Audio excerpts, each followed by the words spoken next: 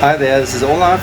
We are now 2 days before the race in Kona here at the Ironman World Championships, and this is going to be my last video before the race, and this is episode 43 of my journey to the Ironman World Championships in Kona and St. George.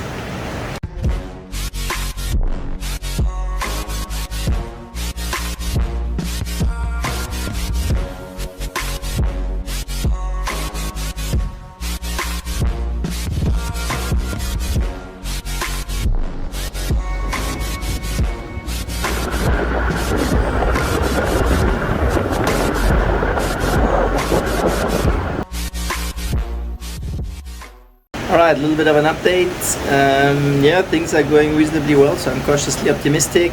The training has been going okay. I mean, you know, swimming here in the sea is always super slow, so that's a little bit worrying, but I guess that's always a little bit the case.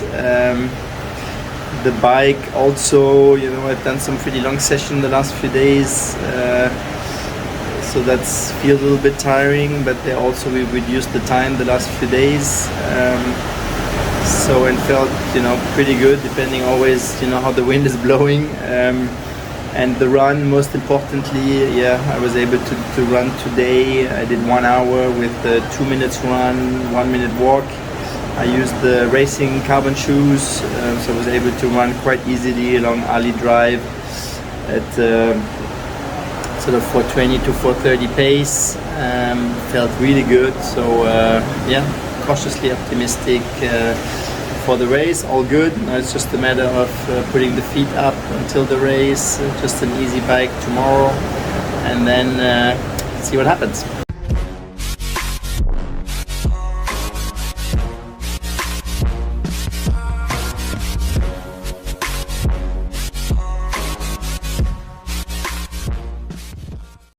Alright, last bit, just a little bit about the objectives for me for the race. So that's really a tough one. I mean, what is sure is that I'm super happy to be here. It's you know, awesome to have all the Kona circus on again, and seeing all the pros, the interviews, the underpants run, you know, training here in all the iconic venues. It's my 9th time actually here on Kona. I was here once, very first time I didn't even know it was where the World Championship was held. Then I raced 6 times. I came once without racing, and so this is my 7th time racing, and so a total of 9th time. So it starts to be, you know, out of the 21 races, Ironman races I've done, 7 are gonna be here, so every 3rd race basically has been here in Kona. So it's definitely a place that I hold dear, and I'm super happy to be here. I know that my preparation wasn't perfect, yeah, I'm definitely still very apprehensive, scared about the course. You know, the swim takes a lot out of you. The bike, it doesn't really matter how slow you go, it takes a lot out of you. So yeah, pacing is going to be absolutely key. First half of the bike, you need to be conservative. I will be conservative. So depending on the condition, it's very hard to say what kind of time, but yeah, my best swim here was 1:02 basically. I probably, let's see, but you know, anything around 1:05 is a decent swim here, so I'll definitely go with that. The bike, you know, 5 hours is a great bike. I don't think, probably, given if I take it conservatively, that will be possible unless there's super good conditions. So it's more likely to be between 5 and 5:20. 3 years ago, 2019, I sort of, you know, quite easily sort of did a 5:10, I think, 5:09. So it would be nice to be able to do that again. And then, yeah, or let's see how it goes. Hopefully I'll be positively surprised. And then the run is the big question mark.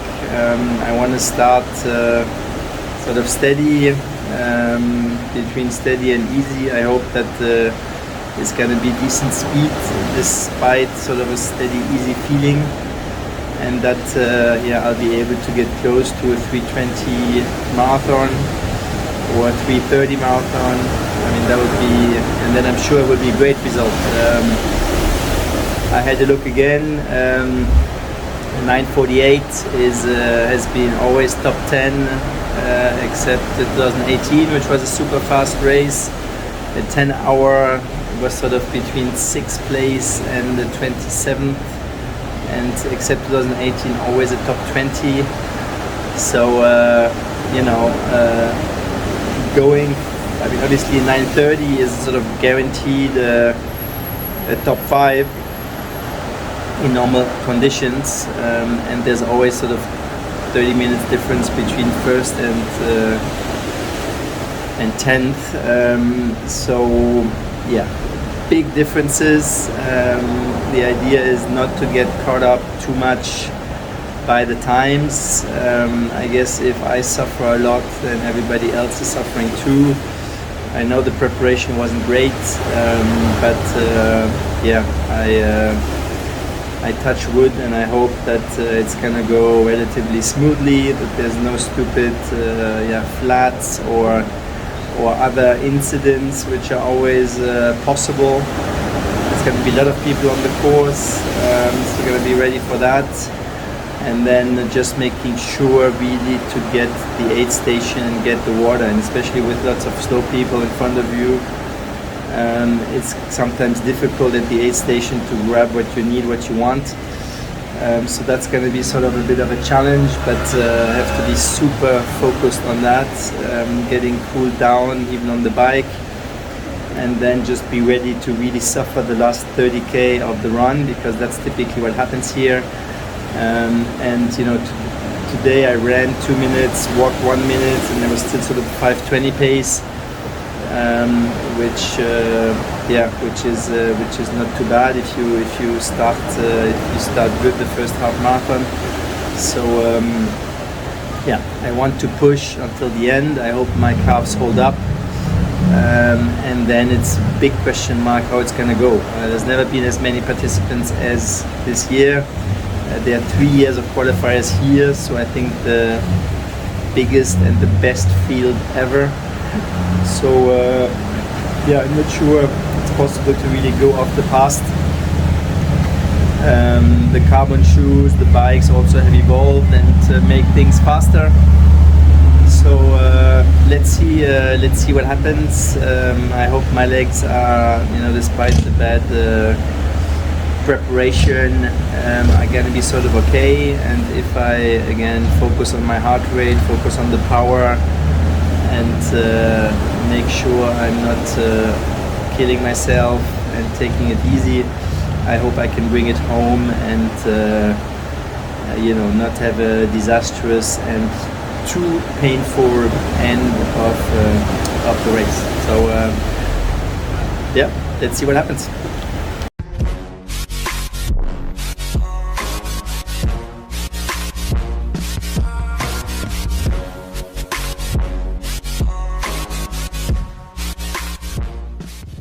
Alright, so I think we are almost at the end of this series. Thanks a lot for being part of this journey. I've seen some of you here. Thanks for saying hi. It means a lot.